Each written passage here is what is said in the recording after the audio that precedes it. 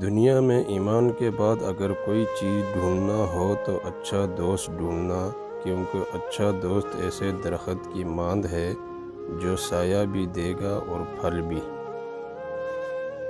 ہر لکھنے والے نے فنا ہو جانا ہے، لیکن لکھی ہوئی چیز ہمیشہ باقی رہے گی۔ تو اپنے ہاتھ سے ایسی چیز لکھ جا جس کو قیامت کے دن تو دیکھ کر خوش ہو جائے۔ میں نے دیکھا ہے وہ لوگ جو یہ ضد کرتے ہیں کہ سب کچھ تقدیر میں لکھ دیا گیا ہے اور اسے بدل نہیں سکتے، وہ لوگ بھی روڈ پار کرتے وقت پہلے دائیں بائیں دیکھتے ہیں۔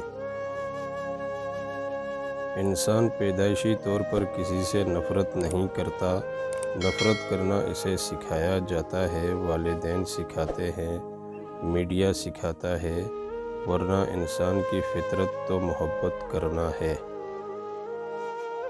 اگر تم کوئی ایسا راستہ تلاش نہیں کرتے جس سے سوتے ہوئے بھی کمائی جاری رہے، تو پھر تمہیں اپنی موت تک محنت کرتے رہنا پڑے گا۔ جب دنیا والے تمہیں گھٹنے ٹیکنے پر مجبور کر دیں تو یہی بہترین وقت ہے سجدے کا۔ رب نے ہر انسان کو ہر انسان سے مختلف اس لیے بنایا ہے تاکہ ہر انسان کچھ مختلف کر کے دکھائے۔ حالات دیکھ کر ساتھ چھوڑنے والوں، یاد رکھنا وہ مقدر لکھتا بھی ہے اور بدلتا بھی ہے۔